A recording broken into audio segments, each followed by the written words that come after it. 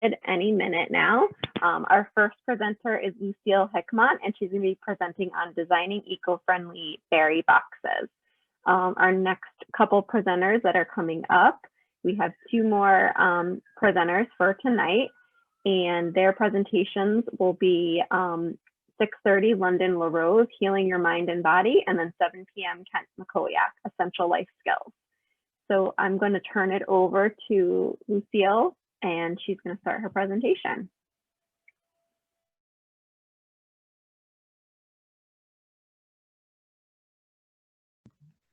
Hi, here, let me present.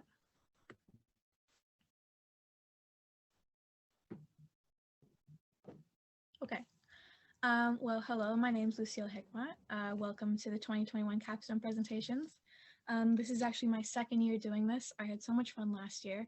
Last year, my project was designing an eco-friendly house, and I think you can see I kind of kept that same theme here of the earth-friendly, the eco-friendly ideas, because I think that's really important, especially in this day and age, because this is one of the biggest problems sort of facing us and the earth right now. So this year, my project is designing eco-friendly berry boxes. I knew that I wanted to do something related to design and art, especially because I'm going to art school next year, and my dad is also a graphic designer. I'm kind of familiar with the whole idea and also, you know, the software and things like that. So I was a little bit familiar with stuff like that, and I decided to sort of pursue that a little bit more. I started with the idea of cosmetics, but I moved on eventually to berry boxes because one day I was walking through Big Y and I realized just how many products have plastic in the packaging. Especially, you can look at the bottom left picture, things like prepackaged cut food. I think, you know, that's a little bit baffling to me because, you know, you've got vegetables and fruits that already sort of have their own protective skin or, you know, pith or, you know, outside sort of shell that protects them. Why do we need to package them in an extra layer of plastic? I decided to focus on berries because it's one of the couple fruits that, you know, you can't really just put them in a bag and sell them like that because, you know, they're really delicate and they go bad very easily. You know, I'm sure everyone's had that experience of you get a box of berries or, you know, maybe even cherry tomatoes and you put them in the back of your fridge and they're, you know, moldy or squishy by the end of the day almost. And this is actually really partly due to the plastic packaging. Plastic packaging keeps all the moisture in, and they're packed in so tightly that it's really easy for them to go bad. And although it does keep them safe during transport, it's also terrible for the environment. And there's just a lot of negatives to the plastic packaging. I also have a little bit of experience with this, and you know, plastic packaging and berries. I work in a bakery, and we do tarts like this one. And as you can see, this is very hands-on, and we actually have to go through all the berries and pick them, which means that we have to keep them fresh and make sure that they're not too damaged. And a lot of times we have to end up throwing out berries or throwing out, you know, whole packages just because they've gone bad or they've gotten knocked around in transport too much. So I wanted to design packaging that was safe and kept the berries safe and not too squishy or, you know, kept them fresh as long as possible as well. So a little bit more on, you know, the problem that we're facing here. I'm sure you've heard statistics like this before. Plastic pollution is a huge problem, and it's been, you know, a huge problem for many, many years. But just a couple of statistics, about 8 million pieces of plastic find their way into the ocean every single day. 100,000 marine animals and sea turtles are killed annually, and 1 million seabirds, like seagulls, are killed annually as well. And only about 9% of all plastic is recycled, which means that, you know, some people say that recycling is, you know, a good way to just, plastic is fine as long as you recycle it, but a lot of people don't do that. A lot of people don't recycle since there's so many different types of plastic as well. It can be really confusing. So here are some of the examples of packaging that I used to base my design on. The first one is these little turquoise boxes up here. You see these often at farmers markets, or maybe you've even seen them at Bishop's. The material, I think, is recycled in some cases, and it's very sturdy. However, my only problem with it is that there's no top to it, so the berries can fall out in transport, or, you know, you can't put put them in a bag. And I wanted my design to have a top that was, secure and also resealable, so you could reach in, grab some berries, and close it back up again. The other one is this little wooden box down here with the strawberries on it. These are great, but again, don't have a top and can be very breakable sometimes. The one on the left here is a design made by a graphic designer, and I really liked it. I thought it was really pretty and eye-catching. However, the material is very bendy and not too sturdy, which is not going to hold up great again in transport or taking it home or in the fridge. So I wanted to make sure I had a very sturdy, maybe even recycled cardboard material to make mine out of. And a little bit more, I had to do some research on the best parts of packaging and what was really important about it.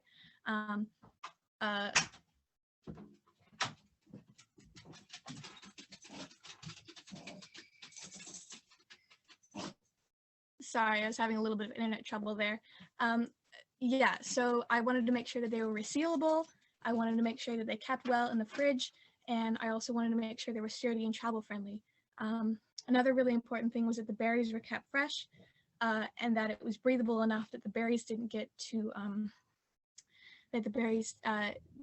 moldy too quickly. I also, of course, wanted them to be compostable and biodegradable. I wanted them to be as eco-friendly as possible, so that you could just hypothetically toss the whole package in your garden and it would biodegrade in a day or a week even. Also, another really important thing was that there were only 1 or 2 layers of berries, so that the moisture was kept out as much as possible, and there wasn't too much of an environment for bacteria to grow. Now here onto the idea. Here's a couple of designs that I drew when I was first, going through the process of designing this. As you can see, I had a little color palette here. I wanted to keep the colors muted and have sort of homegrown company-like feel. And I also knew that I wanted to have a sort of interesting design for the box. I didn't want it to just be like a square. I wanted to have sort of an angled or almost like coffin top type look to it. And I wanted to use the shape of the berry as the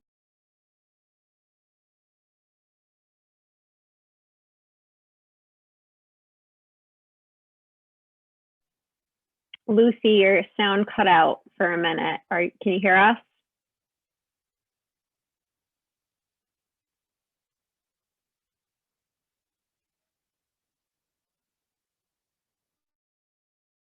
like sort of the recycle symbol, or even sort of reminds you of the earth, or just like a full circle, and it just kind of has like a nice rounded, comfy, homey type look. And also I included the InDesign logo because that's what I used to design it. Here were the first drafts of the logos that I did on the actual software. It took me a long time to learn how to use this. It was probably the part of the project that took the most time, but as you can see, I did a little mock-up of each of the logos that I designed, and again, I ended up settling on the circular one. I wanted to keep it very simple and one-dimensional, only 3 colors in total, no gradients, no shadows or anything, because this is going to be printed directly onto the cardboard. That was another really important thing for me, was that there were no stickers or anything. It was just very simple designs that can be printed directly onto it, because stickers can be very difficult because you can't really find any good compostable or recyclable adhesives. I also wanted to be eye-catching and convey all of the information I needed, because again, you want people to be drawn to your design, because what's going to make them choose this particular design over what they're comfortable with, what's convenient. And this is something that I learned from my mentor, Mary Rapetti, is that convenience is king. Convenience will always win, because people want things to be convenient, they want it to be easy, and they want it to be as least expensive as possible. So let's say this is, a couple more dollars or a couple more cents, what's going to make them choose this? You want the design to be the first thing they see, and they look more into it and then make their decision. Here are some of the first drafts and the first designs. On the left, you can see these are the first couple of mock-ups that I did. The one on the far right was just a little bit too thin, too small. The one on the left was a smaller version of what the strawberry box would be, but it ended up being just way too big.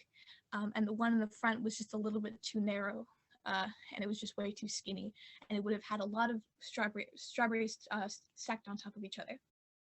And now this was the first mock-up that I did in InDesign on the right here. And the problem with this one was that there were just too many holes and there was not enough structure to it. So that if I were to cut this out, it just all sort of would have collapsed and, again, wouldn't have been too secure to keep the berries, secure. And also I realized that the flaps that hold it all together would have interfered with a lot of the cutouts. So I had to eliminate a lot of those. And I was worried at first that there would not be enough ventilation, but it ended up being just fine. If you look at the plastic containers, there's really not a lot of ventilation. There's just a couple holes around the top. And so yeah, that's what I ended up deciding on. Here's the redesign. We have the strawberry box on the right, and that's what I ended up making into a little mock-up or a prototype. And as you can see, I cut out a lot of the holes, and I ended up changing the shape a little bit too, but I didn't have any of those previous images. And then also on the left, you see the raspberry box. I ended up not making this one into an actual design because I didn't end up having the time, but I designed it on InDesign and I really liked how it looked. Now here's the final product. I ended up doing some nice pictures of them and adding some strawberries so that you could see what it would look like in reality. So I only had this sort of cardstock-like material, but if I had all the materials that I wanted to, obviously I would have done something a lot sturdier, as I was saying earlier, but I did all the cutouts by hand, and that would have been really, really difficult if I had been using such a, hard and sturdy material. But as you can see, the logo is printed on nice and large, and it turned out really nice. The colors stand out even against the brown background. And I've added 100% compostable and USDA organic on there because if I was to make, this reel, I would want the strawberries to be organic and local. And of course, I want people to know that all the packaging is compostable. It's nice and sturdy. And again, you can fit a lot of berries in there, but there's only about 2 layers and there's plenty of air circulation. Yeah, and here's some more photos that I took. I'll just give you some time to look at those. Lucy, I'm sorry to interrupt. We can't see the photos for some reason. Oh, there we go. There we go. They're good now. Thank you. Good, no problem. Thank you. Yeah, so there we go. Did you see the ones on the other page? Yes, we did. Great. Okay, and here I'm delving a little bit more into the materials that I could use if, I had all of, the options available to me. Of course, I would have used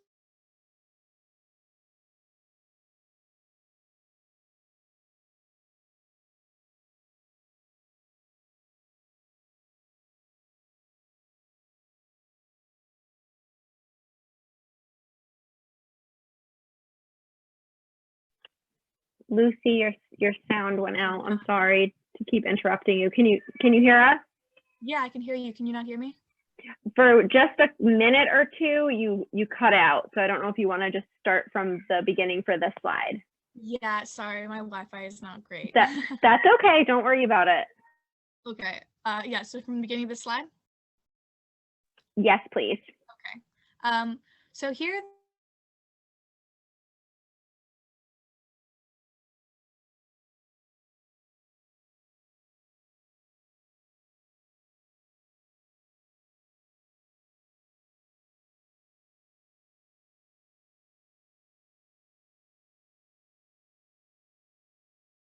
to keep all the moisture out, and in case the berries did go bad or got smushed or rotten in transport, then it wouldn't make a huge mess on the bottom of your fridge or anything like that.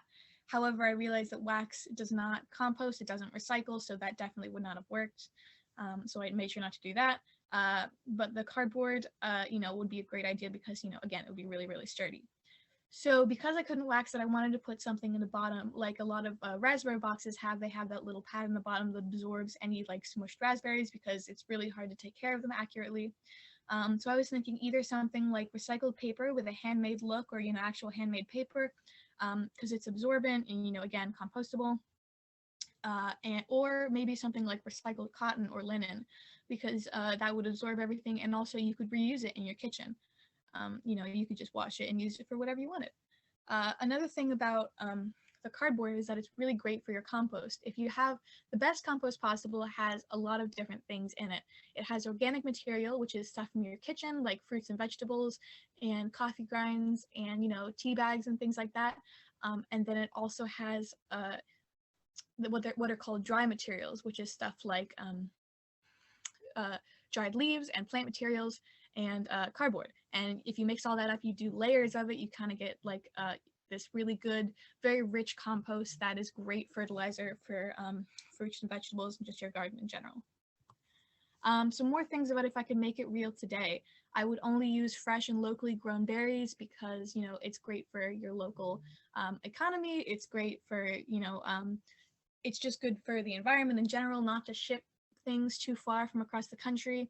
And also, it's better for you, just eating in-season berries, they taste better. In general, it's really good. And also I would start in farmers markets and smaller shops like Bishop's and hopefully move on to bigger stores like Big Y or Safeway. I would also, of course, want the fully earth-friendly packaging. And in reality, I'm selling the packaging and not the berries. So I just want it to be, a dry you as much as possible. And again, make that distinction of, what makes you want to buy this versus, what you're used to buying, like something like the Driscoll's berries. And of course, it's going to be a little bit more expensive, but I want it to be well made at as low cost as possible, to make it affordable, because there's a big gap in being eco-friendly. It's really hard to be eco-friendly and also, save money sometimes. So people who don't have access to a lot of money often, can't take time out of their day, can't take that extra money to, buy eco-friendly products. So I want this to be accessible to everyone. I also wanted to include this last little slide on how to take care of your berries, because since this is not an actual product yet, I want you to be able to take care of the berries that you do buy and make them last as long as possible, and eliminate as much food waste as possible, because that's a big problem in our country as well. First off, you want to get them out of the plastic. As I was saying earlier, plastic is terrible for the berries. It just keeps in all the moisture. So you want to get them into ceramic or cardboard or glass or a Tupperware you have laying around. The picture on the right, these are little, I think these are really cute. These are ceramic berry punnets. You can get these on Amazon or Crate and Barrel for $7.99. They're, a great way to take care of your berries. You don't want to top on the whatever you're putting the berries in. You don't want to top on it, to again create as much airflow as possible. And towels are your best friend. Either use paper towels or a very thin kitchen towel and just put a layer of towels in between the berries to keep them dry and dry them off as soon as you get them. Also, fridge or countertop. There's a lot of people do it differently, but fridge is your best bet to keep them fresh as long as possible, because when they're out in the open, you can get fruit flies. There's a lot more moisture, especially in the summer. It's just really hot, which is not good for them. So keep them in the fridge away from other vegetables and stuff, so there's as little moisture as possible. Another thing is don't wash them as soon as you get them. You want to wash them only before you're about to eat them, because again, reduces the amount of moisture. Buy in season when possible. I've been talking about this as well. And also it depends on the berry. The way that you care for it and how long it's going to last depends on what kind of berry you're getting. I made a little chart on the bottom right here. For example, blueberries are really long lasting and they don't absorb any moisture. Well, they don't absorb a lot of moisture. Raspberries and blackberries, they just mold and squish very easily. They're very delicate, and as much as you take care of them, they're just going to go bad pretty quickly. So your best bet is to freeze them. Freezing berries is also a great idea if they're about to go bad, or eat them quickly. And strawberries can last actually a very long time as long as you take care of them properly. They absorb lots and lots of water, and so you want to keep them really, really dry. So just follow all of those little tips, and they should stay fresh.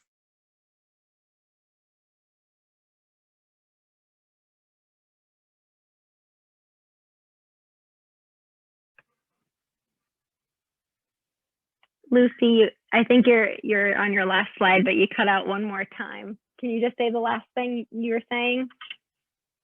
Thank you for allowing me to do this project. Here, I'll stop screen sharing.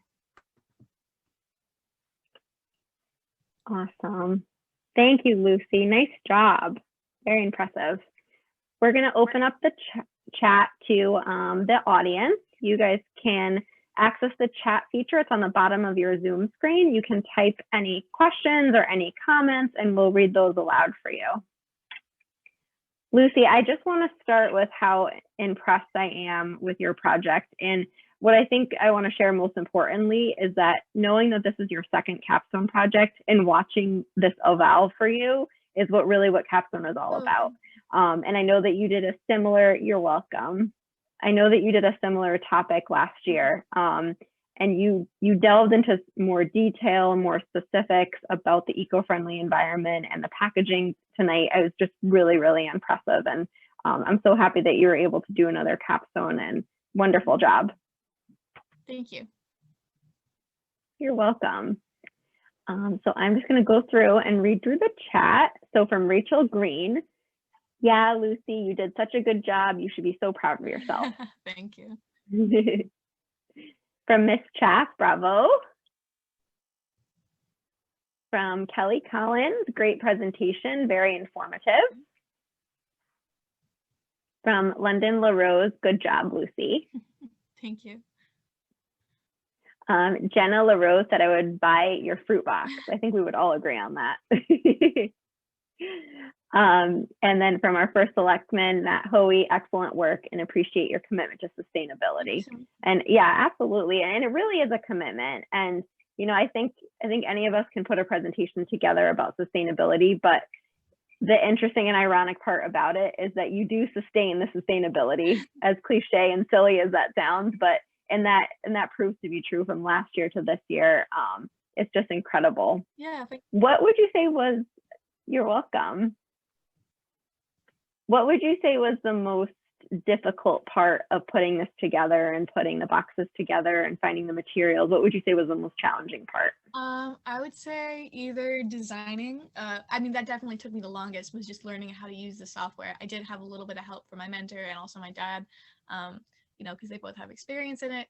But yeah, just learning how to use that. It's very different from any software I've ever used. And then also I had to cut out all the little berries by hand with a little X-Acto knife. So that was pretty difficult and a little bit frustrating. And that's why I ended up only doing one box. I'm not sure if I caught whether you mentioned this or not, but do you plan to, or do you think you might share some of your designs and experiences with what you've used with any of the local farm markets or stores or anything? I wasn't planning on that, but that's a really good idea. I would definitely consider that. Yeah, for sure. Yeah, I mean, I definitely would. I mean, the time that you put in, even your presentation, whether they accept it or not, I think it's worthwhile just to show what you have to offer. Well, yeah, I think it's, you know, sustainable packaging, of course, you know, in any store it would be a great improvement. Absolutely. So we have a question here from Miss Trask. Lucy, Yeah. What do you suggest to bring the cost of packaging down across the board? You touched on it in your presentation. Did you come across any additional ideas in your research? You know, this was a big problem for me because, you know, again, I really do want it to be accessible. There's a huge, you know, it's a really big problem is that people just can't access sustainability in general because, you know, it can be really, really expensive. And there's sort of this culture like, you know, sustainability has to be, you know, buying a new sustainable alternative, you know, and it's a lot more expensive. So people just tend to go, you know, the easier route, which is, you know, not buying sustainably, just buying, you know, what they're used to. But again, it's really bad for the environment. And that's, you know, pretty much one of the reasons why, you know, we're doing so badly is just because it's convenient. So I was, you know, I wanted to do a lot of research on how to keep the packaging costs low. And I think the best way is to either buy recycled cardboard from very specific companies, you know, depends on it really depends on the company that makes it. You know, some of them can be really expensive and some, you know, it's very difficult to find cheaper ones, and it is going to be expensive overall, but it depends on the company. And I didn't get to do much research on that, but I think that's my best answer for now. Good answer. Good answer. No, I mean, we don't think about all of the elements and pieces that go into something so complex like this. And you definitely were able to touch on it. So really, really impressive.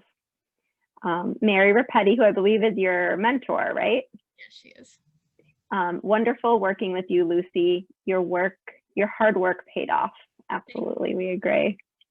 You know, it's funny, one more thing before we move over to the other presenter is I shop at Trader Joe's. I don't know if you shop there, if any of you shop there. And I love their products and stuff. But what I will say is, for whatever reason, the fruit always tends to go bad really quickly. And I don't know if it has something to do. You have noticed that too? Yeah. We used to shop only at Trader Joe's, like my whole family, and we ended up switching over to Big Y and Trader Joe's just because like the fruit is just not reliable, and I don't know if that's due to their plastic packaging or just where they get it. I'm really not sure. But, yeah. Also, their sushi. I'd avoid their sushi. Oh yeah. Well, I'm going there tomorrow, so I might mention something about your packaging. So I'll put a bug in their ear. But no, really, you should consider spreading this a bit. I think that's awesome. Business like Bishop's and farmers markets around us. Yeah, excellent, awesome job. All right, so our next presenter for 6:30 is London LaRose. She is going to be presenting on healing your mind and body. So I am going to bring you back to our audience, Lucy, and I will bring London up to our panelist and get her going. Thank you so much, Lucy. Excellent job tonight. Thank you so much for letting me do this. Absolutely, my pleasure. 6:27. We have 13 participants in the audience. They can all hear and see us, and the echo too, which will go away, everybody, once I go on mute. So we'll give it another minute or two, and then you can get started whenever you're ready, okay? All right. Let me just get my notes up.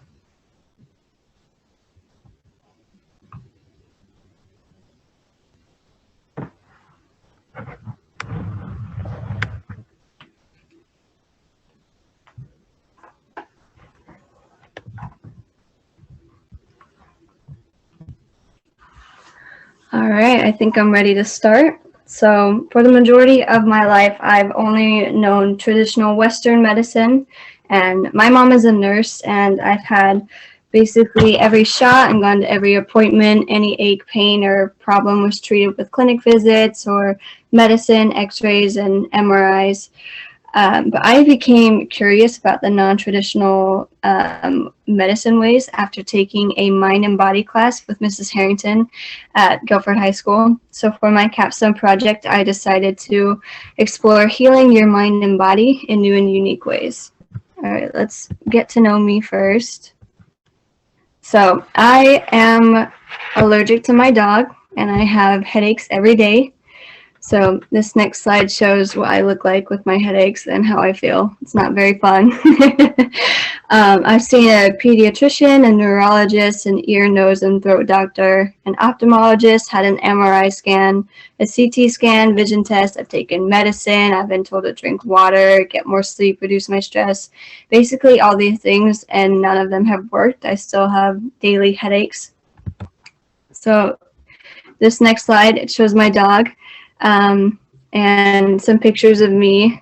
This is me after letting my dog lick my face. So those are some allergic reactions, which is not fun because I've been begging for a dog for 10 years. And when we finally get her, I'm actually allergic. So I decided to be the guinea pig and take my everyday health complaints and explore 4 different non-traditional ways to heal my mind and body. So I did it through reflexology, ear seeds, sensory deprivation tanks, NATE, which is an allergy elimination technique. And just as a disclaimer, I do recognize that these methods cannot fix your health concerns in one singular visit.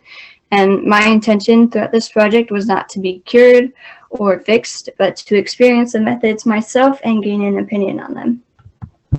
Now, the first one that I did is reflexology, and throughout my presentation, you'll see the same format where I explain what it is, what I did, and how I felt. And so reflexology, it's an ancient Chinese healing practice that has been used for thousands of years.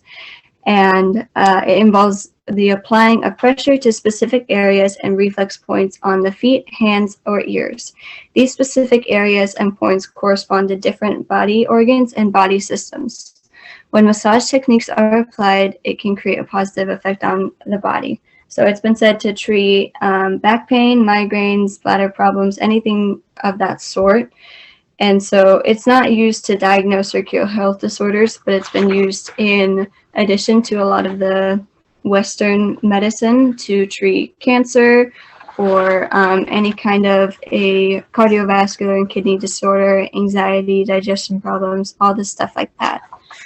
And so the way that this is different from massage is because massage works from the outside in and reflexology works from the inside out. And so this right here, it shows one of the predominant things of reflexology. And so the key factor is the concept of chi. And chi is the energy flow throughout your entire body. And reflexology can help correct any imbalances or blockages in your body and restore the body's energy flow, which will keep us healthy and thriving. So as far as like a little diagram here, your body and your feet, it shows a reflection of that. So you see in some of these charts, especially the one on the left, there are different zones. So the top of your feet represent your head, then the middle is your chest, abdominal organ, pelvic area, and the one on the right shows a bit more in detail with the sinuses on the toes and the heart. So basically using reflexology on these specific points will go with that specific body point. As far as what I did, I drove around 30 minutes to Jolie Foot Reflexology in Wallingford, Connecticut. And so I had two reflexology appointments with them. I chose to do a foot and body reflexology appointment. That was around $60. So when I walked in, they immediately asked me what I was there for, what I wanted to be treated for. So I told them about my headaches as well as being allergic to my dog. And Jolie told me that the headaches could definitely be treated, and that was what he would focus on. So for this first visit, they focused on the upper back, shoulders, neck, head, part of the face, feet, calves, and most of it he did on the table, but later on he had me sit down in a nice massage chair and I got to soak my feet. It was really nice, very comfortable. And then he did reflexology on my feet. Later on, he also brought out some hot rocks, which was very nice and comfortable.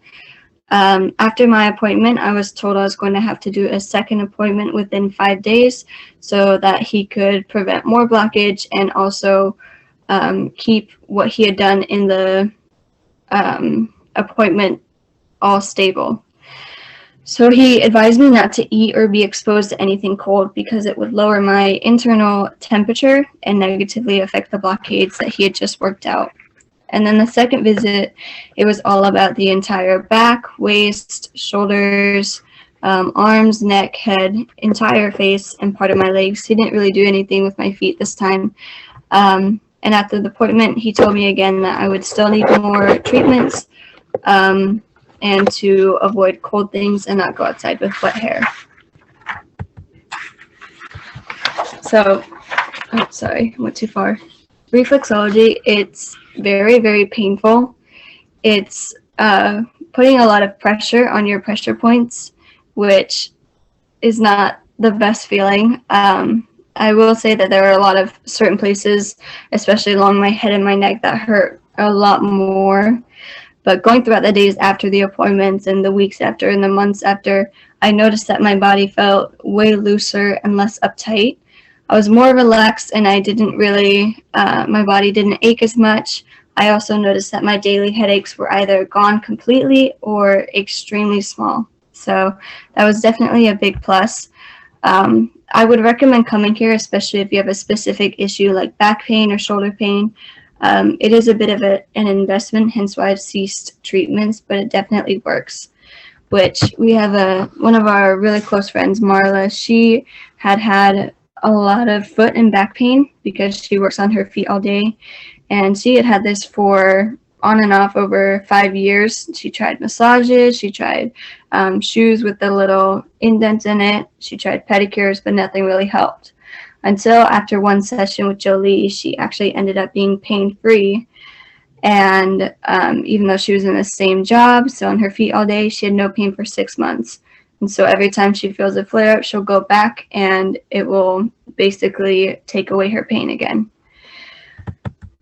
The next one that I did are ear seeds. And so these are non-invasive alternative to acupuncture.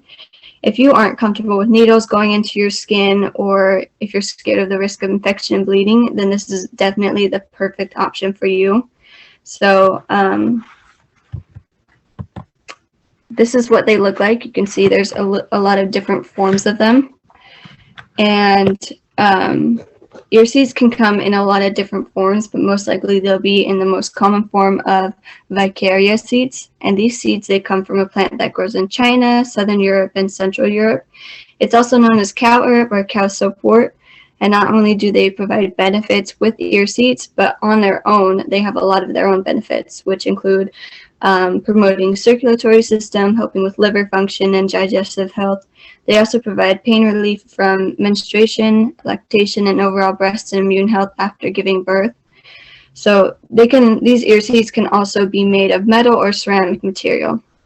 And ear seeds, they're used for thousands of different ailments. So if you have back pain, neck pain, headaches, anxiety, insomnia, depression, acne, infertility, migraines, or even if you need help to stop smoking or stop a certain addiction, then these are perfect for them.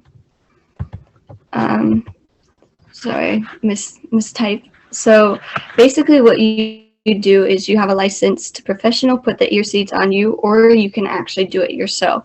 It's recommended to go to a professional the first time, but you can just do what I did and just go on. And it won't be perfect, of course, but it will still get the job done.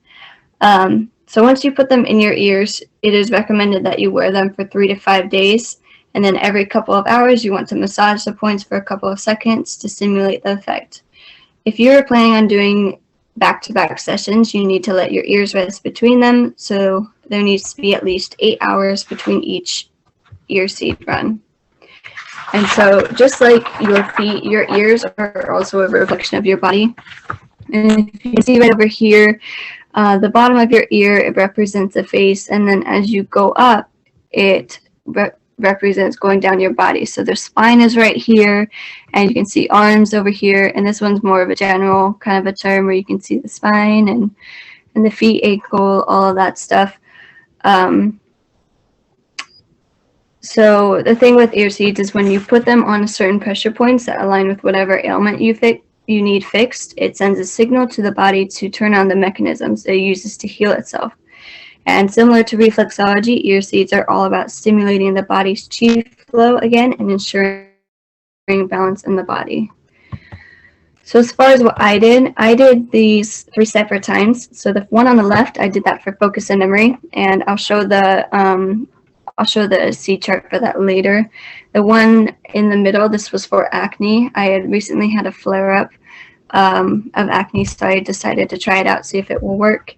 And if you want to screenshot or take a picture of the chart on the right to try this out yourself, go ahead or email me, and then I can send you more pictures, because I know that this would be something that a lot of people would be interested in.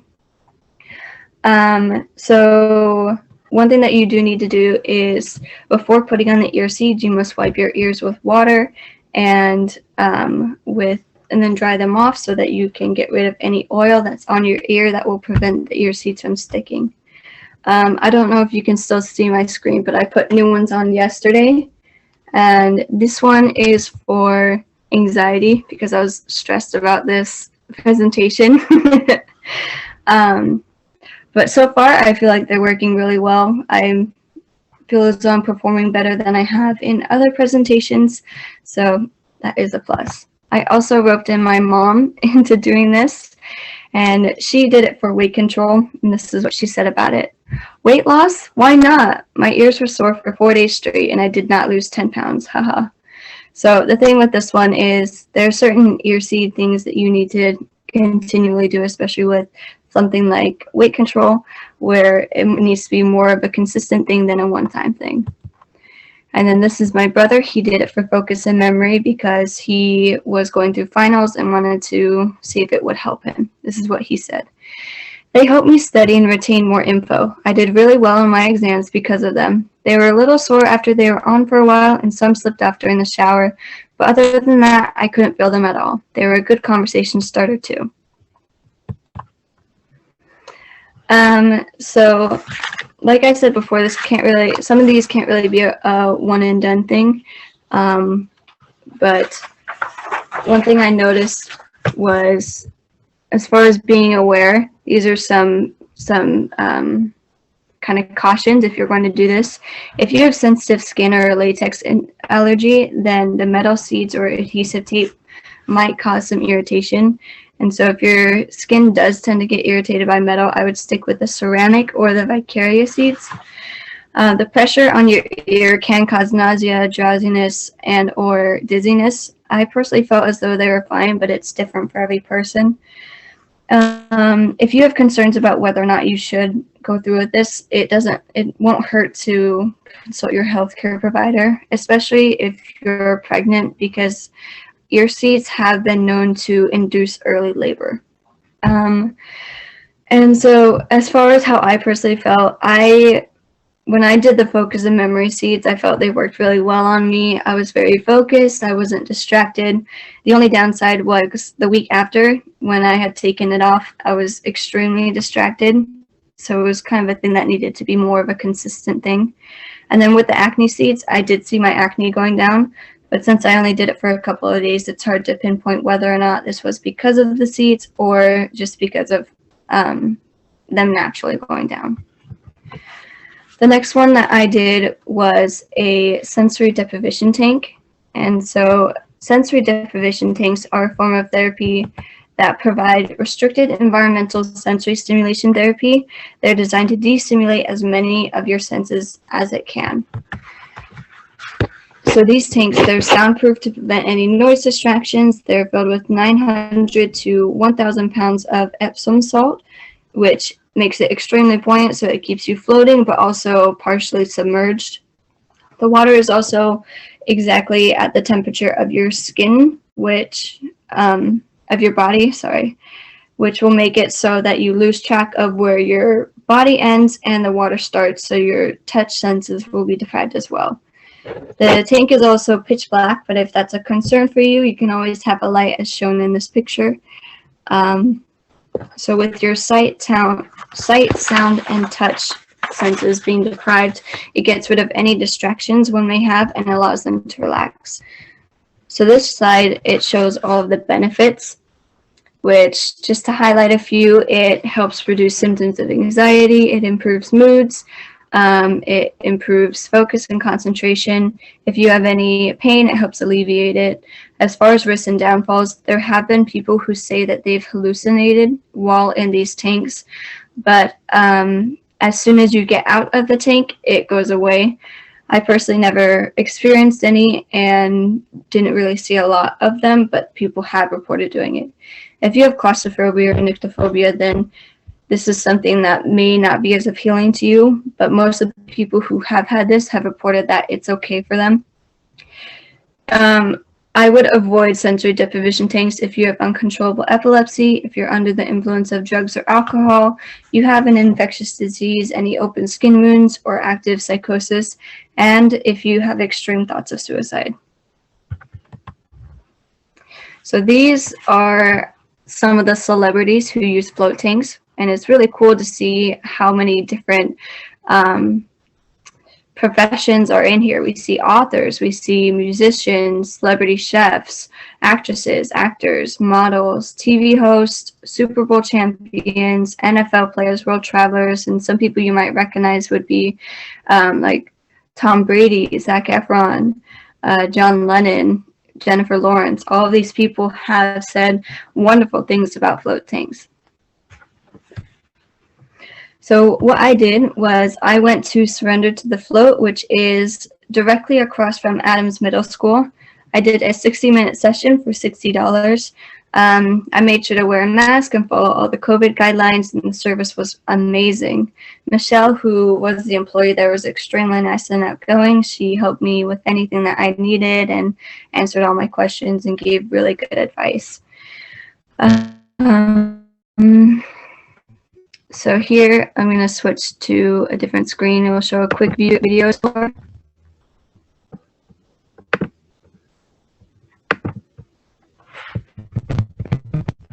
So I'm at the sensory deprivation area, And this is the room. Here's the shower where you go before. This is the tank. It's very nice, very nice. So I'm gonna try it out and I'll tell you how it goes.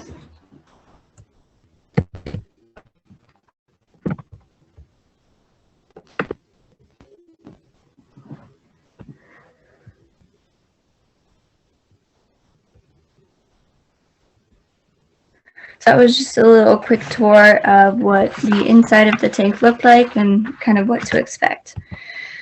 And when I first got in, I didn't realize I had a cut until I was submerged in the water. And so because of the high amount of salt, it hurt a lot, which caused me to start to panic. And I started to get scared and wonder what I was going to do in there for an hour. But I didn't want to leave the tank and waste my money and experience, so I simply stayed put. I laid down and I tried to calm myself down, and eventually after a little bit I was able to calm myself down, and I had a really, really wonderful experience in there. It was very relaxing, and I was able to be alone with my thoughts and ponder a lot of things and solve problems in my mind. And one thing I noticed is that the peace that you feel in this place is something that's really hard to achieve, especially in the busy and fast-paced world that we live in. I would want to do this again and do it more consistently, but unfortunately it is a bit pricey to do that consistently. But it was a really wonderful experience. So this next one is called Nate, and so this is pretty hard to pronounce. It's Mackowiak's allergy elimination technique.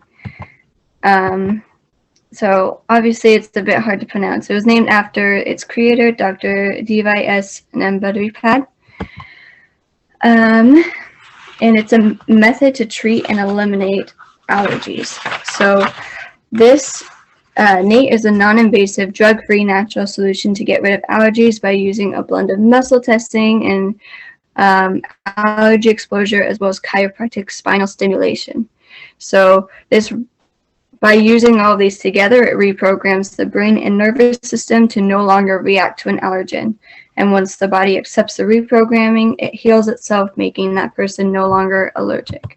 So these are some of the things that Nate claims to successfully eliminate the allergies of, and the ones in white, those are the ones that I will be hopefully getting treated for someday.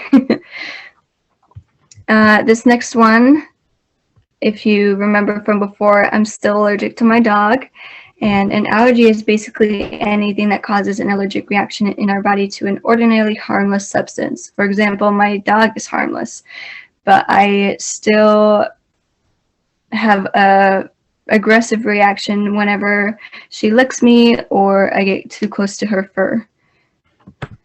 So this cool thing about Nate versus traditional testing is traditional testing, what they do is they identify allergies through a skin prick test and then treat the systems and they inject allergy shots to weaken the allergic response or by practicing allergy avoidance. But according to WebMD, allergies cannot be cured. However, Nate testing claims to eliminate them. So as far as what I did, I was able to find a Nate provider in Connecticut. However, due to several circumstances, especially with COVID, the appointments were canceled and it just didn't work out. We did contact our old Nate provider in Utah, and we did a few phone calls and video call appointments where my mom was taught how to do the testing and treating on me. So these are kind of the steps that it takes. So first, you need to hold the allergen in your hand. So the little vials, that's what the official ones look like. And then the first, since we don't really have any official ones, we can use the allergen just straight from what it is. And then what you do is you hold it in your hand and you hold your hand out and you have to stay strong. And the Nate provider or someone who has been trained will push your arm down. If your arm goes down and it's weak, then that means you are allergic. If it stays strong, then you aren't allergic. And then this next one is if you are allergic, you still hold the allergen in your hand while getting a chiropractic spinal stimulation. So they use a massage thing to kind of shake up your system. And then afterwards, you get exposure for 48 hours where they tape whatever the allergen is on you, and you have to keep it on you for 48 hours. And that's my dog up there in the corner. So as far as how I felt, I'm still allergic to my dog because my mom lacks the proper training. Let's see. So this is our NATE provider from Utah. His name is Retmon. I had an interview with him where I asked him these questions of how have you seen NATE help people? When has NATE not worked? Can NATE help me with daily headaches and dog allergy? What else do I need to know about NATE? And I thought it was really cool how he talked about that these people, they come in very sick and they have tried everything, and yet after a couple of treatments of NATE, they've been healed and their lives are completely changed. So previously I have been cured of being allergic to bananas, amoxicillin. My brother has been cured of a tree and grass allergy. So I do say that this works. We just weren't able to fit it in with the COVID restrictions. So I'd like to conclude by saying that all 4 of these were extremely successful. I found results in all of them and will definitely be continuing to use these in the future. And especially as I go into a career of psychology, I want to learn how to use more of these non-traditional methods of healing to help those who are able to use Western healing in their problems and in their situations. Thank you for coming to my capstone presentation, and I hope you guys learned a lot. Excellent job. Awesome. Wow, that's incredible. I'm just so blown away by all of those different. I'd love to try all of them, to be honest with you. Sorry, I think there's still a little bit of an echo. Oh, okay. Is it better if I lower the volume? Yes. Okay. It does seem to help. So of those 4 that you talked about, which one would you say hit home for you the most and which helped you the most? I think the one that I really liked the most was probably the float tank, because just being alone for an hour, just with your thoughts, with all of your senses deprived and only you and your mind, it was such a wonderful experience, and I've never felt that form of peace and that form of being able to just check in with yourself and say, all right, what problems am I going through? What can I work out? What can I do? How can I improve myself? So I've definitely changed a lot from that experience. Yeah, I can totally understand that. I mean, it sounds almost meditative in a way. But with almost like an ocean experience at the same time. Mm-hmm. And you have no choice but to just be calm. So that's amazing. And did you feel like that one helped you the most with your headaches, or you just liked that one the most? That one, I didn't really find a clear solution, a really big effect on my headaches. I did find a really big effect on concentration and just overall well-being. The one that helped my headaches the most was reflexology. That one worked really, really well. The ear seed one, I never did one for headaches, so I can't really talk about that one. I did it for a couple other things, but not on headaches. Are you completely cured of your headaches now?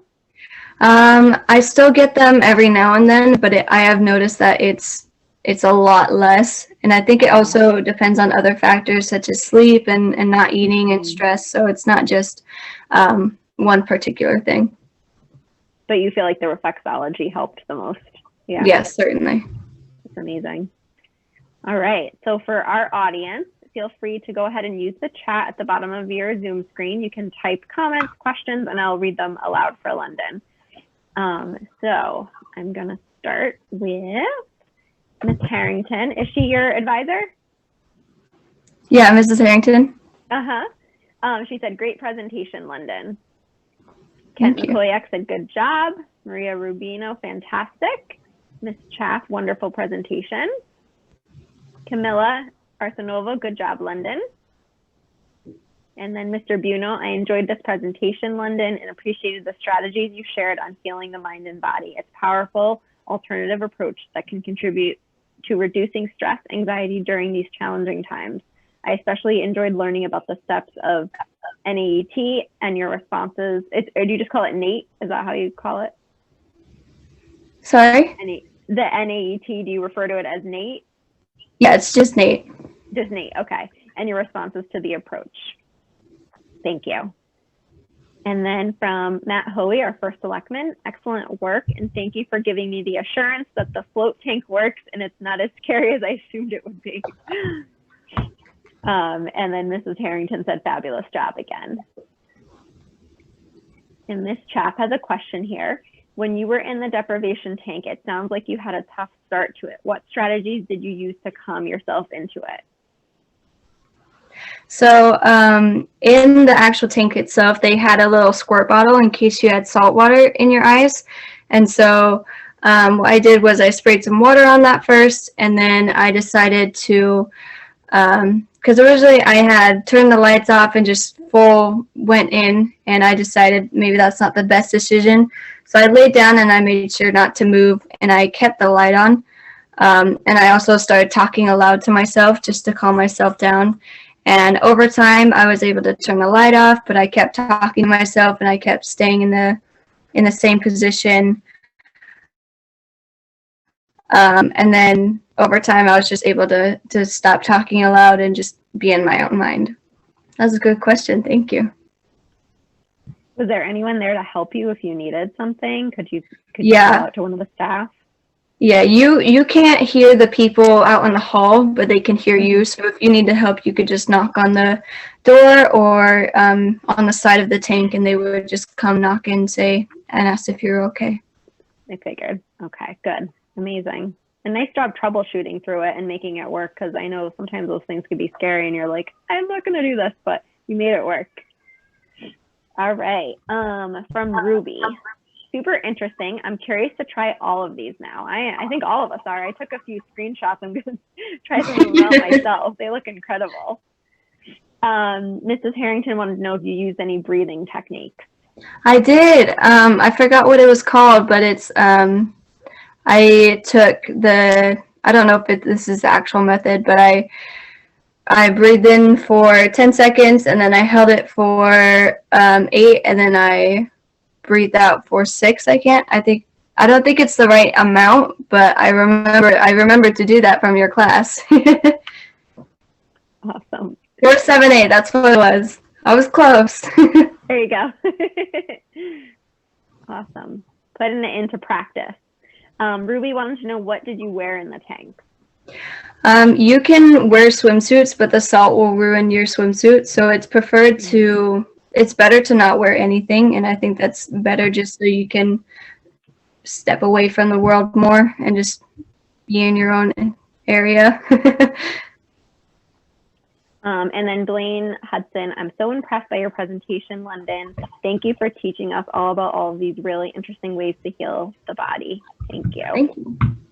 And that's, I think, so timely, in a time like this when I think many of us are feeling stressed. So it's good to know that there's resources out there and some more holistic ones as well. So last question, because I know we have our next presenter, but you may have already mentioned this, do you have any interest in this area as a possible career choice? Do you have any future plans with this, just as a hobby? One thing that I noticed was when I went to the sensory deprivation tank, I could definitely see myself working in an area with that, because they also had a massage thing there as well, so you could get a massage there. And I do want to go into getting I don't know if there's an official word for it, but getting certified as a masseuse or something like that. I do want to work a lot more with the non-traditional work rather than just straight therapy. I do think therapy is effective, but I think that doing alternative things like this and showing that there's more options to therapy can help a lot of people, because I never had any success with therapy on my own end, as in like going to a counselor and talking to them.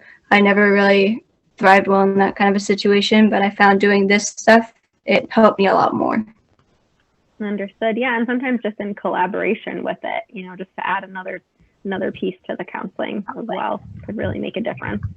So thank you so much. This was very helpful and incredible to all of us. One last comment here from Sarah Kellogg. So interesting, London. Although I've been a healthcare provider for over 20 years and have personal interest in alternatives and complementary therapies, I've never heard of ear seeds, so thank you. Do you know if reflexology can effectively be self-administered on your own feet? So I actually went and I bought I don't have it with me, but I bought a little thing, and it has indents on it. It's like a foot chart that you put on the ground and then you step on it. And I tried it for a little bit, and I don't know if I felt anything different. I think it'd be hard to administer on your own feet just because you can't reach it as well as a certified one can. I think you can do it on your hands, because your hand is also a reflection of your body, same as your ear. And if you look up charts on your hand, I think it's just reflexology chart for hands, then you can do the same thing that they do on the feet, but on your hands. So that's pretty interesting. Fascinating. That's amazing. Well done. You clearly have a ton of knowledge, and I hope you keep learning, because you definitely have a knack to it. Thank you. All right. You're welcome. So I'm going to move you back to our attendee list, and our next presenter is Kent Mackowiak, and he's going to be talking about essential life skills. So thank you so much, London. Feel free to stick with us for the last presentation. Thank you. Bye. Welcome. All right, here we go. Good evening, my name is Kent Mackowiak, and my capstone project is Essential Life Skills. For this project, I interviewed 10 professionals in different fields of expertise and asked them various questions to gather information on certain life skills. I targeted mostly life skills that were not really taught in school, and I targeted young adults and teenagers who don't really know this information, and hopefully they can use this information in their adulthood. My first life skill was organization. I interviewed Jean Curd, whose job is to help people get organized.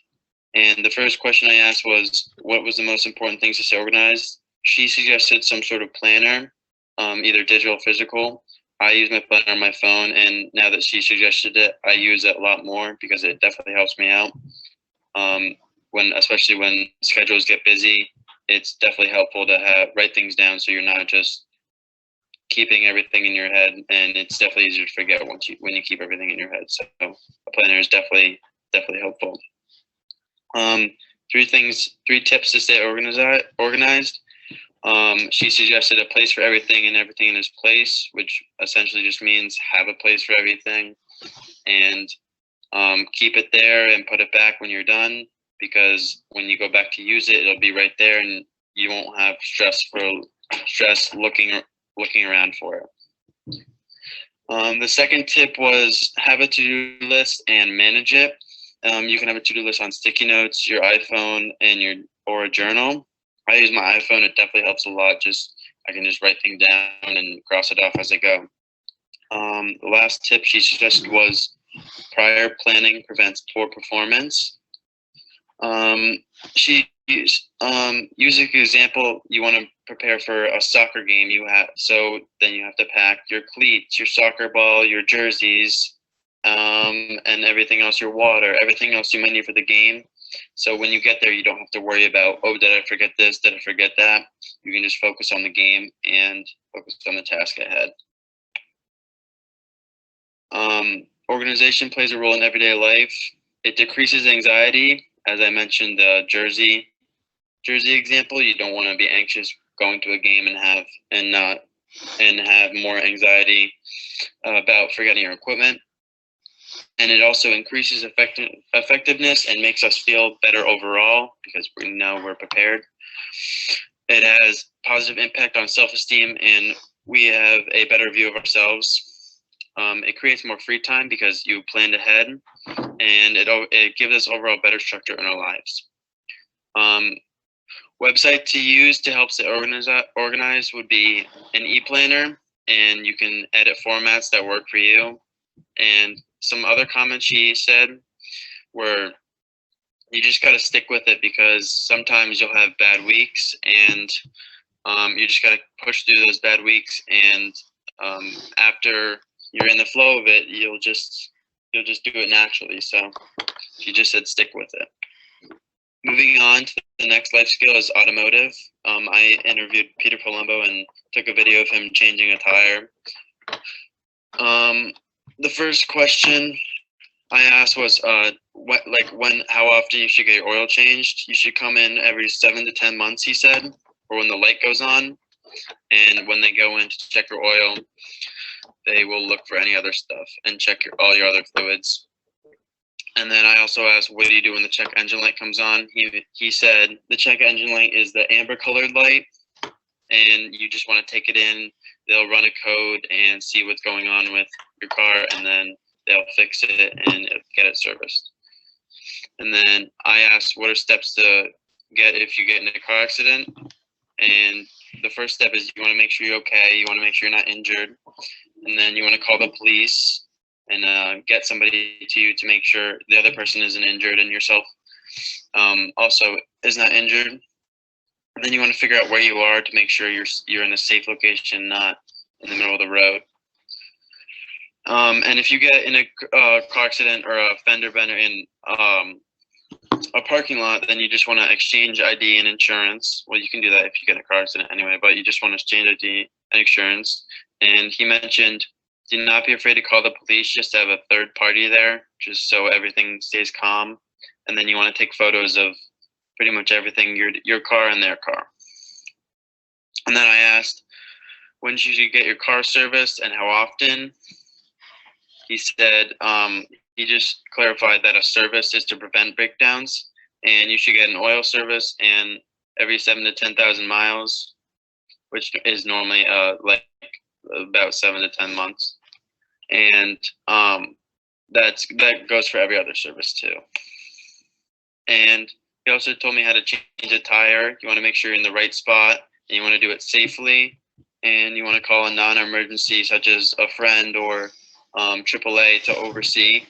And I have this video here, but unfortunately I can't play it because it will take up too much time. But I did change a tire in my car, and I feel like everyone should know how to do this just in case they don't have their AAA card on them. The next skill was mental health and self-care. I interviewed this woman named Erin Schuster. She is a yoga instructor, and she was very nice. And I actually did take one of her yoga classes after I interviewed her, and it definitely helped me decrease my anxiety and definitely just helped me overall. So I asked, how does meditation and yoga affect mental health? She said it lowers stress, and it lowers cortisone, and there's evidence-based research behind that, and it increases serotonin, which is actually the happy hormones in our body. And then yoga effect on physical health. Body holds stress tension, and once you release that tension through yoga, your body can relax through habitual stress leaves the body. And then I asked 3 benefits from yoga. She mentioned one of them was a clear body, or a clear and relaxed mind, and your body is relaxed, and then your body is also you can also regulate motions better, and you're just more flexible. And then the best way to stay consistent would be small steps for bigger changes. So you just want to start maybe once a week or once a month, and then maybe go twice a week, and then just keep building up until you have a steady schedule that you're happy with. And then she also mentioned while I was interviewing her this topic being mindful, and so I asked her to define that, and her definition would just be stay in the present moment and to respond and not react. So just stay calm, and then you would just want to have a deeper connection with who you are and just be mindful of what's going on. She also, when I took her class, she taught me this breathing exercise. You inhale for twice as long, or you inhale for twice as long as you exhale. So you inhale for 1 second and then exhale for 2. And then some comments she mentioned are not everything is the same for everybody. So what works for you might not work for someone else, and vice versa. And there's many different forms of yoga that you can just do at home and just start getting in that habit of doing yoga at home. The next life skill was interviewing / self-marketing, and this was actually my mentor interview. So I asked them, what are some tips to build a resume? And you want to do things you are passionate about and what you like, and what you do what you like and what you want to know about and what you want to educate yourself about. Another thing to build a resume would be resume builders, such as, for example, a capstone would be a resume builder, just things that you can add on to your resume builder to sort of brag about yourself. And then another tip would be attack your job or extracurricular head on, and you just want to have a respect to what you're doing and just have a drive and motivation, and you want to get all that you can out of this this extracurricular. So how can you be successful in an interview? You want to come prepared. You want to have advanced research, and you want to come with questions, so you can look like you came prepared. And then you want to consider this interview as a conversation, because you both can provide value to each other by while they are asking you questions, you can ask them questions, because you can think of it as a conversation, not just an interview. And then you want to have a game plan. So a game plan would just fall under coming prepared and know what you want out of the interview. So what do you recommend as an important follow-up? He suggested thank you notes. It depends on like what it is, but definitely he suggested an email. And then if they don't follow up, or if they don't respond with an email responding back to you, you can follow up with a phone call. And that's more primarily with a job. You want to follow up with a phone call for your job if you applied for a job. How soon should a high schooler get on LinkedIn? For everyone who doesn't know what LinkedIn is, it's a website that you can put your resume out there, and companies kind of look for you and hire you during that way. And you want to be on this by your junior year of high school, and you kind of want to know what you want to study, and you're on this website to build connections, and you want to attach your resume, and you kind of want to advertise for yourself. And then I asked any websites for interview tips or resume building, and he suggested Resume Builder. You can edit your resume. I used this one when I was applying for jobs, and it definitely is very user-friendly. And then I asked about social media. It can help or hinder. He mentioned this grandpa or grandma, or either one, grandma or grandpa. If you don't want them to read it, don't post it. So basically just saying keep everything appropriate, because everything comes back to you, and it could come back in an interview. If you're applying for a job that you really want, they can do research and find a post that you posted from a while ago. But you can also use this as use this for success. So if you're applying for a job and you need to advertise a product, they might be looking for someone who has a lot of let's say Instagram followers or Facebook followers. So that can also help you in some way.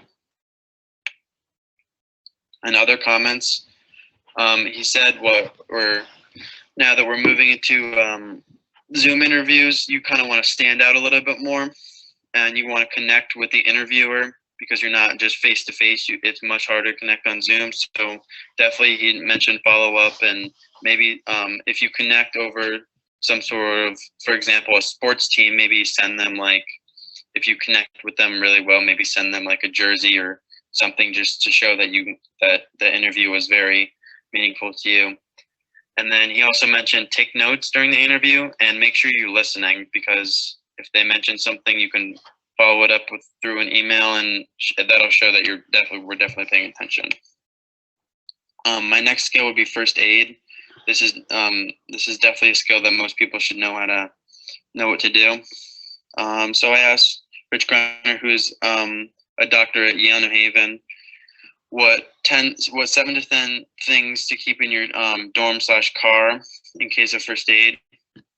He suggested bandages, Benadryl, an EpiPen, Tylenol, antiseptic wash, antibiotic ointment, crutches. That's optional though, because not everyone's going to have a pair of crutches. Just simple bandages, simple medication, and you can also have a can of Narcan just in case. And I asked, when should the Heimlich maneuver be used? And when there is complete airway obstruction, that's when it should be used, not anything else. If they can talk, then you don't need to use a Heimlich, but if they can't talk, then you should probably use the Heimlich.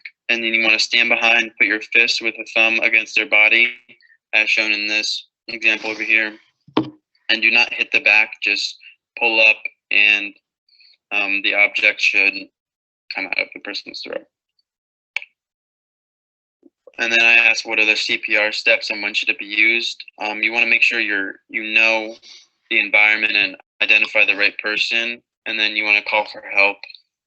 And then you can do the beat of the Staying Alive song, and you want and push on their chest, and you want to feel for a pulse, and then do it until someone relieves you, because it can actually say, like, CPR can actually save someone's life until 911 or the ambulance is there to get the person. And then I asked, what should you do in certain situations? Most people know this, but what should you do during a bee sting? It depends on the person. You can clean it, apply ice, but if the person's allergic, you want to apply the EpiPen.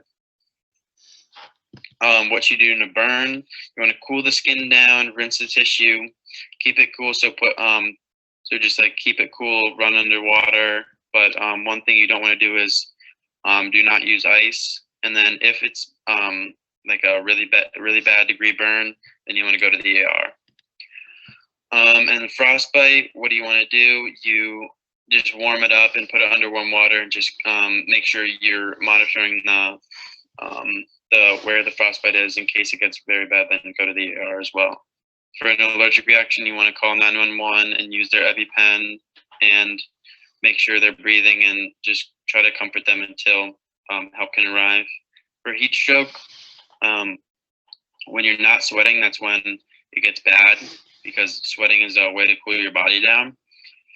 So you'll get confused. So you want to try to cool off, make sure you hydrate, and you want to take off clothes if needed, and definitely get out of the sun, and definitely drink some water. If it's bad, then you should definitely call 911. And if you get a sprain, you want to use this RICE method. It's called rest, ice, compression, elevation. So you want to rest the area, ice it, make sure you're putting pressure on the ice, and then you want to elevate it above your above your body. So if it's on your ankle, then you elevate, you put it on a pillow, so like the blood flow is going down. Moving on to the next skill is cooking. Larry Santa Maria, he's the head chef at the VFW in Guilford. I asked, what are some cooking tips for people my age?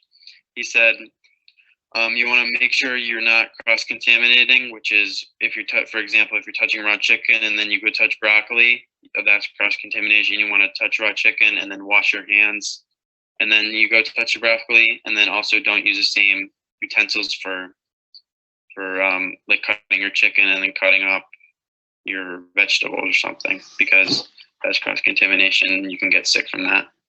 And you want to experiment with different things, and don't get discouraged. It's all about experimenting, so don't get discouraged if you mess something up. And then I asked, what are necessary safety tips when cooking? Make sure you wash your hands to, again, prevent cross-contamination. know your food temperature, make sure you're good with knives, make sure your whole kitchen is sanitized, and when you're cutting, make sure you're cutting with your knuckles out so you don't cut your hands. And I asked easy suggested meals. He suggested baked chicken, macaroni and cheese, meatloaf, and pasta with meatballs, and which is my personal favorite, and I've cooked it many times, and it's pretty simple. And I asked top essential items to have in the kitchen. He said knives, salt and pepper, pot for boiling, pan for frying, pan for baking, fire extinguisher, plan for a fire. So you want, if there's a fire, you're not panicking. You can just resort to this plan. And then you want to have a meat thermometer, check your temperatures for meat. And then the most common mistakes are cross-contamination, as mentioned previously, and not cooking food to the proper temperature, whether it's undercooking or overcooking. And he mentioned for meat, you want to keep cooking your meat until the juices run clear. So that's a helpful tip. And then another thing is leaving things out too long or not watching your food. That happens to me sometimes. I don't watch my food and it sometimes burns. So that's definitely a helpful tip. What are steps to keep your kitchen clean? You want to make sure the temperature of your fridge is accurate. And you want to make sure you have a clean fridge, nothing expired that you can get sick from. And you want to wash all your surfaces. And you want to clean everything after you use it, so there's no cross-contamination again. And you want to have sanitizer, so again, there's no cross-contamination and no one can get sick from having a dirty kitchen. And the last tips he mentioned was sanitation is key, which we went over. Temperature is accurate and not keeping food out too long. And you want to make sure you don't have any rings or dangly jewelry that can obstruct your cooking. The next life skill would be civics and how to be a good community member. I interviewed Janet Ainsworth. She said, how can someone be active I asked, how can someone be active in the community? She said, you want to educate yourself and know your form of government. So you just want to know what's going on in your community and understand how it's organized. And you want to, you have the right to weigh in on certain situations. So you want to use your voice and people want to hear what you have to say. So, and you want to find out what different boards are going on so you can weigh in on their decisions as well. And why is it important to be active in the community? When decisions are made without your input, you may not like these decisions. So you want to know what's going on and advise people of your opinion, which may result in your favor. And you want to take time to understand the situation instead of waiting for time to be passed and they make a decision without your input. And then what are the steps to register to vote? You want to call your town's clerk's office, and then you also want to use your vote. Many people just don't use their vote. They just register to vote and never use it. You have the right to vote as an American citizen, and it's definitely a powerful tool, so you want to make sure you use your voice. She also mentioned jury duty is a privilege. It's very important. Do not get out of it because it's a civic duty to serve your nation, and it's just something that everyone should be a part of, and it's more of a privilege than just an inconvenience. And last tip she mentioned was know what your government is doing. You want to pay attention to local events, and if you can, you want to become active, volunteer, donate, go speak at a meeting, and you want to make sure you educate yourself on what's going on in your community so you can weigh in and help out in certain situations. The next skill would be finance. I interviewed Andy Kramer at Corner at Guilford Savings Bank. I asked, when do you think someone should open a bank account? And they said that depend on the parents, but the earliest you can open a checking account is 16, and you can get a debit card and you have access to online banking. But with this account, you have to co-sign with a parent. But when you turn 18, you can be on the account alone, or the parent can stay on the account. And I asked, how do you balance a checkbook? This is sort of fading out because of the online banking. which has real-time posting of transactions. But if you wanted to balance your checkbook the old-fashioned way, you wait for the statement and you deposit at the bank. And you make sure you keep track of your purchases, and then you match a statement with a check register, and then you balance that statement with the bank with the one that bank has. I asked him about scams/frauds. He said you want to make sure you always double check your online banking, and make sure you always double check the email and phone number that you're getting a call from is your bank. If they say they are your bank, you would just want to double check and keep track of your purchases. And then I asked, how do you build credit? He said, never miss any payments on a debit or credit card. And then if you can't make a payment, then you want to defer the payment until you can make it. So you just don't want to miss the payment. You can just defer it until you have the money to pay it. And then you want to have a debt to credit availability ratio, which is 25% or less would be a good limit ratio, and you want to keep the ratio lower because the lower the better.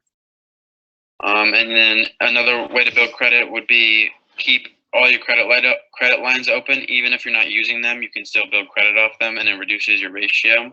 And then you want to know what you're doing before you do it, so don't make any purchases that can hurt your credit score.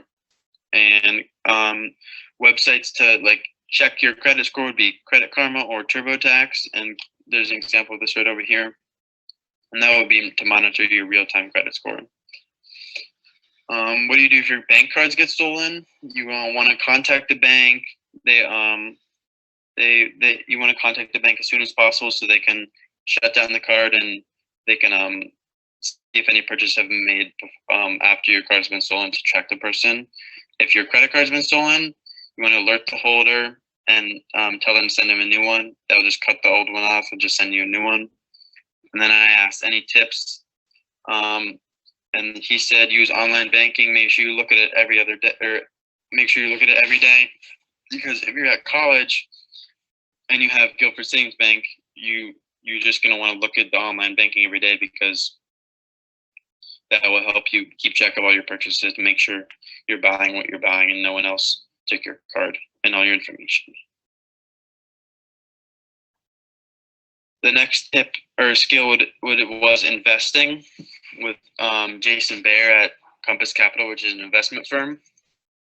I asked best tips for investing for young adults. He mentioned understanding how much money you spend relative to how much money you're making, so you don't want to spend more money than you're making. So essentially you don't want to bite off more than you can chew. And then you want to live within your means, so don't bite off more than you can chew. Make sure you're just spending, you're not wasting all your money on investing. And then you want to look for long-term high investment savings, so those can benefit in the end. And obviously you won't get your money back quickly, such as stocks, but long-term investment will benefit you in the long run, and you'll have more money in a certain amount of years than you do now. And then the most common mistakes are understanding how market works, the difference between investing, trading, and gambling, and then the understanding what point of long-term investing is for, which I just explained. I asked to explain a 401k. He said it's a retirement savings plan, and it's a forced savings plan. So if that's offered at a job, then they'll pay you to put some of your salary into a 401k, and you will get that money when you retire. And normally the company will match the pay and pay extra money for you to not touch the money until you're retired. I asked the best style of investing. He mentioned it was low cost passive index investing and educational experience to learn. And you want to actively, if you are investing in stocks, you want to actively be on the market, actively buying and selling stocks. And as above, he in what are the most common mistakes, so you want to make sure you know investing and trading, gambling. So I asked him to explain investing and trading, which investing is long-term view, which such as buying a company or business, but trading is like a day-to-day, and it's more of a hard game to play for the long period of time. So you don't want to just keep selling stocks. You want see if you can do something long term. One of the last skills was laundry, and you want to wash at crystal hanger cleaners. And I have a video of this lady sewing a button, which I think is a good skill to learn. And we can't play that video because we're running out of time. But for tips, she mentioned you want to wash dark clothes with cold water, white clothes with warmer water. And you want to look for the tags because they'll have instructions on how to wash certain clothes if you're unsure. And then you want to wash bedding separate, not with your normal clothes. And then some common sense tips. Just in general, you want to just in general for your everyday life, you want to memorize your social security number, but you want to keep it private because if it gets stolen, then that could be definitely a big problem. You want to always carry your insurance card, know how to mail a package and address envelope. And you want to understand how to shop for groceries, buy things that are on sale. You want to have a list and be prepared, which goes back to being organized. And then you want to know what to do if your power goes out. That depends on what generating system you have, or your house, or where you are in an apartment. And you want to know how to turn off the smoke alarm and change the batteries one time a year. And you want to make sure you unplug your iron after use because that is the most common house fire, just people leaving their iron on.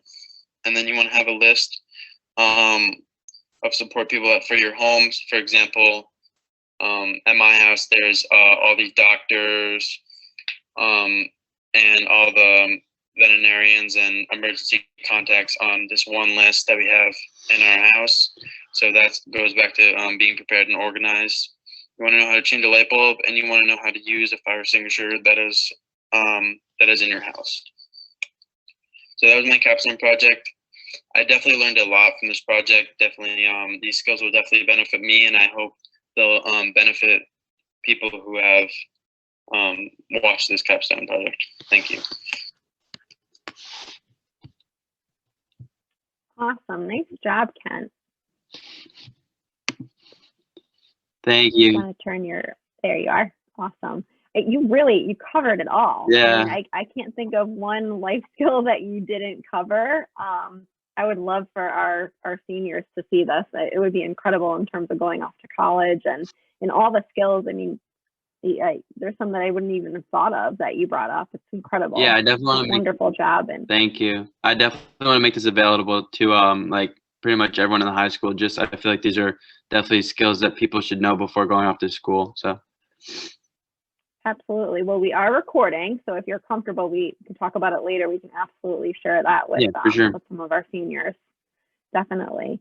So I'm just going to open up the chat to everyone in the audience. I know a few people have started to write. You can put comments and questions.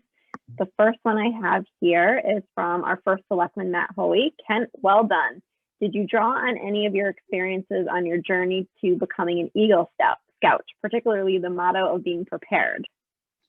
Yeah, so definitely the first aid was definitely a big aspect of from learning from what learning what I learned in Eagle Scouts. Because you have to earn the first aid merit badge.